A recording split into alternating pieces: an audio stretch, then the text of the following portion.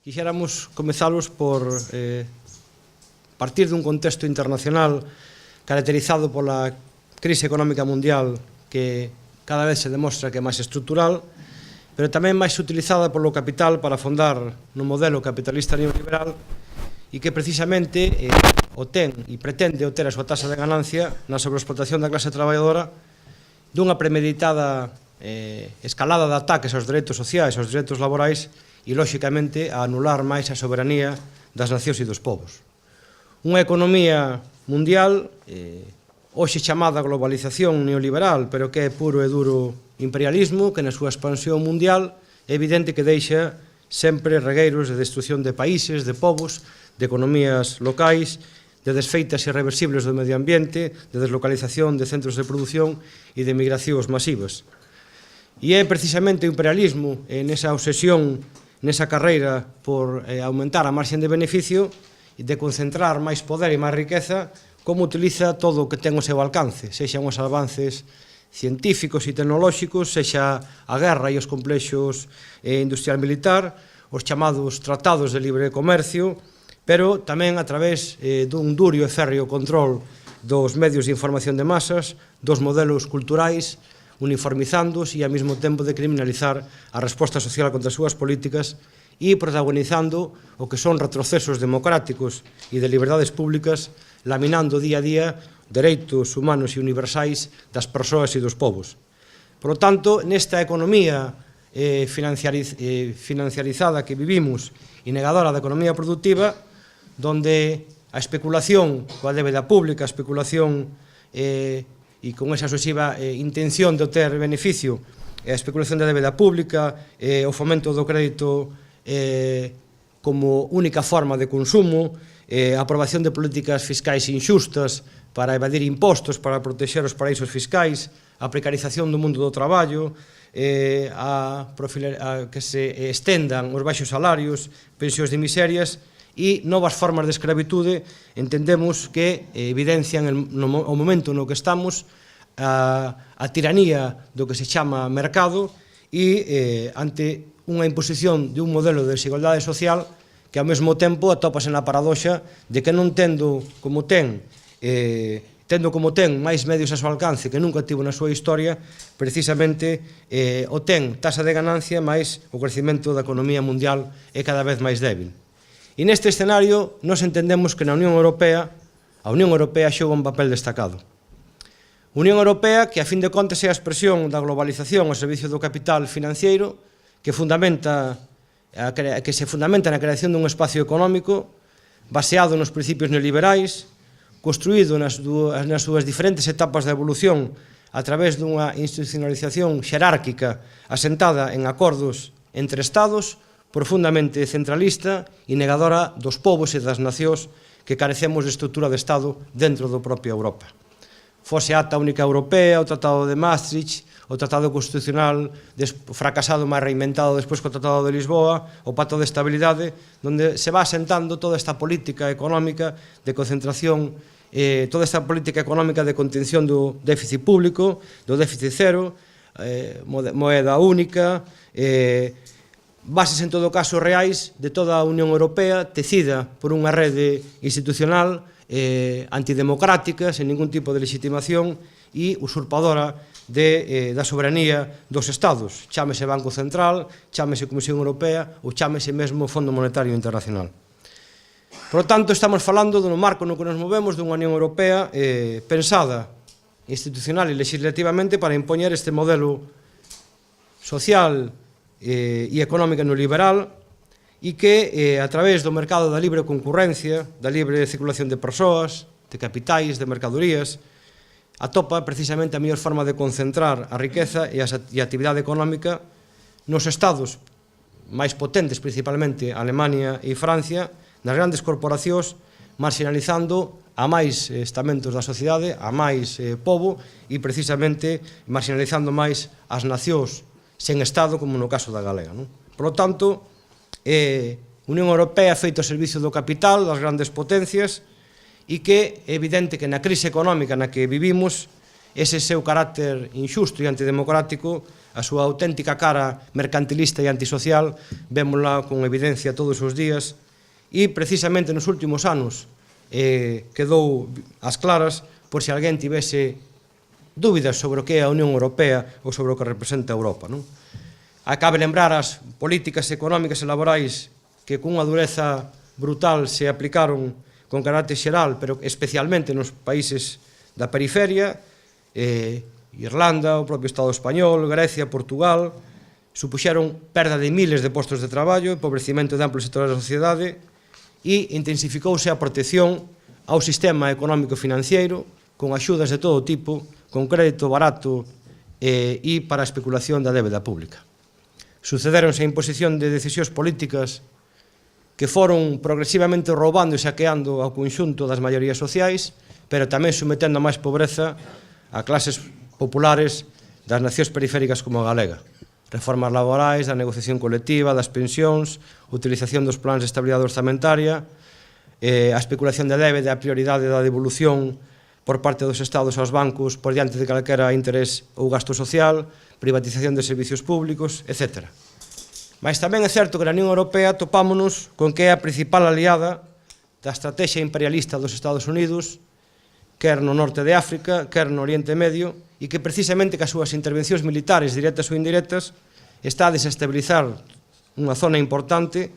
para favorecer o control por parte das grandes corporacións dos recursos enerxéticos ali existentes e tratando con absoluta inmunidade e desprezo as persoas refuxadas, privadas dos seus dereitos e mesmo caindo en mans de mafias e forzadas a morte para poder chegar a Europa.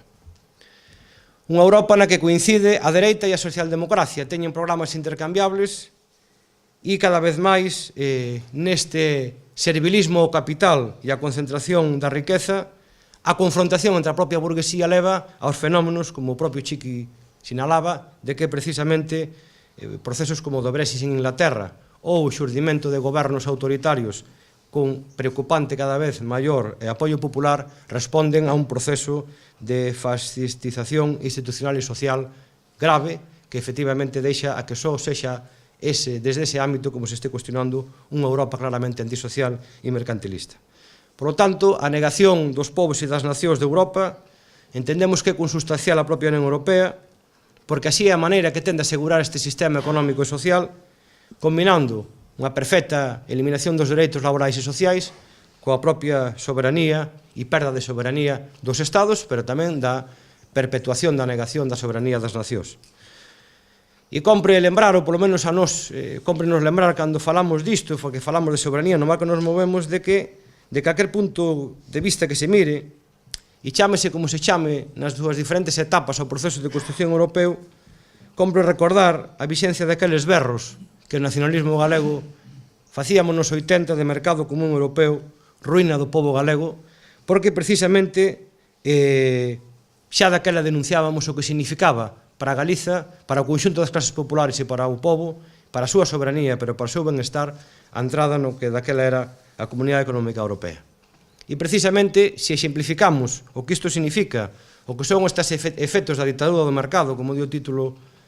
que hoxe falamos, e da propia Unión Europea, claro, partimos e temos un punto de partida en Galiza desfavorable en índices de benestar e desenvolvimento, capados de institucións propias, carentes de gobernos galegos que dignos de tal nome pretendan actuar en favor dos intereses nacionais e que, canto menos, presenten algún tipo de oposición á realidade da toma de decisións sistemáticas que desde Madrid ou desde Bruselas cada vez máis se toman en favor do poder económico e do poder político e que, lóxicamente, son decisións que afondan a nosa situación de periferia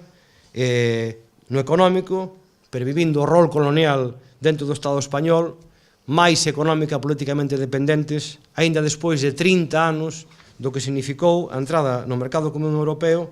e con todos os cambios aparentes que se puido dar na estrutura económica, mas non entendemos nós do que é utilizada Galiza, que a fin de contas, e xa dixemos moitas veces, pero que é necesario recordar, somos vítimas da lógica do funcionamento do modelo liberal, pero tamén de medidas aprobadas por as grandes políticas españolas e europeas, moitas delas precisamente contrarias ás súas propias normas e lóxicas do mercado, que teñen desmantelado aos nosos sectores productivos en gran medida, aínda que hoxe seguimos resistindo en sectores importantes da nosa economía, pese a todo o que ten significado de reconversión fora no sector naval, no pesqueiro ou no sector agrario. Vivimos a absorción de empresas galegas por empresas foráneas, espolio e drenaxe dos nosos recursos, bancarización das caixas, espolio da nosa enerxía, eucaliptización do país como fórmula de recolonizar o noso país para a produción de enerxía, pero tamén para beneficio de grandes corporacións, e entre mentres camiñamos en seguir sendo suministradores de man de obra barata a través da migración imparável que impacta nun país como o noso hoxe en día en unha alarmante situación de crise demográfica que precisamente leva a que sexa máis dramático o que significa unha migración precisamente da xente nova, da xeración máis e mellor formada da historia do noso país. Por lo tanto, é evidente que a xeración de riqueza nesta dictadura do mercado, nesta estructuración europea e española, a xeración da riqueza para en menos mans, cada vez máis enriquecida, pero tamén concentrada, cada vez máis concentrada en territorios lonxe do noso país. Xorden novas problemáticas sociais, novos sectores sociais damnificados, que debuxan unha estampa no que aparentemente se pretende uniformizar, que é común en todo o Estado español, pero que efectivamente nin é certo, porque nin provocan as mesmas consecuencias, porque non é igual o punto de partida, nin as alternativas podémoslas formular desde os mesmos postulados. É evidente que o fracaso do modelo constitucional e autonómico español, contrariamente aos intereses da clase traballadora galega, evidénciase e condúcenos, entendémonos, a unha ruína e a unha situación nacional e social sin saída. Por iso mesmo, nos entendemos que a reivindicación da soberanía para o sindicalismo nacionalista e de clase que representamos, a maneira de acabar coa ditadura do mercado, romper o poder do capital e do imperialismo pasa polo exercicio do dereito de determinación, pola plena soberanía, como vía imprescindible para construir unha nova orden económica e social ao servizo das clases populares e como alternativa á globalización e á dependencia. Pero soberanía que nós tamén entendemos sempre ligada indisolublemente á emancipación da clase traballadora, porque non é posible homes e mulleres libres en nacións asoballadas. E a gravedade da nosa situación, que dicíamos temos declarada de auténtica emerxencia nacional e social, chama a reclamar con máis forza, pero mesmo como unha necesidade vital a sobrevivir como colectividade, termos capacidade de decidir en beneficio propio, como pobo, como clase, sin intervencións nin hipotecas do Estado español nin da Unión Europea, e librándonos de decisións que precisamente toman en instancias que o que fan é beneficiar ao gran capital e someternos a un futuro máis tráxico de destrucción e que causan un gran e enorme dano social. Por lo tanto, reivindicar unha Galiza soberana, situar a nosa razón de ser na consecución e solución real aos nosos problemas, pasa precisamente por ese camiño, igual que calquera saída verosímil e real á situación de crise. Reactivación económica ou a creación de emprego, desde logo que non virá dada a favor dos nosos intereses mentre non avancemos precisamente na capacidade de aplicar políticas con competencias plenas das que xa temos e exercendo todas as que poidamos conseguir dun país normalizado con unha estrutura de Estado en exercicio de plena soberanía, precisamente para termos ese desenvolvemento económico e social propio, autocentrado, sostível e ao servizo da economía productiva e do pobo galego. En definitiva, que xenere emprego, que xenere riqueza e benestar social e que precisamente poidamos aproveitarnos dos nosos recursos, que poidamos aproveitarnos da nosa capacidade de producir para diversificar, innovar, pechar ciclos productivos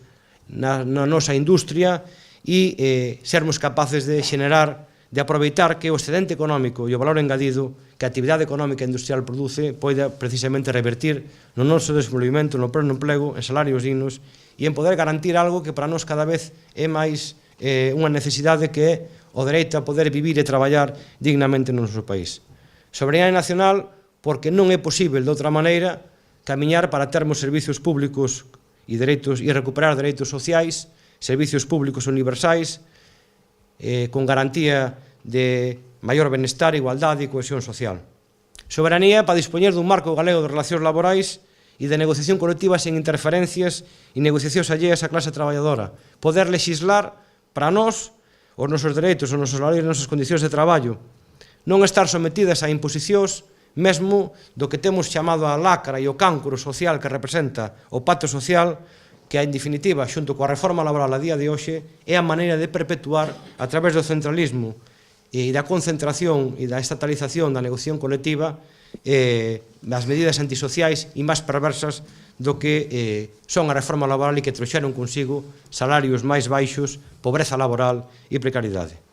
Por lo tanto, nós témolo claro que no actual contexto do capitalismo en Europa, no Estado español e no mundo, donde esa máxima concentración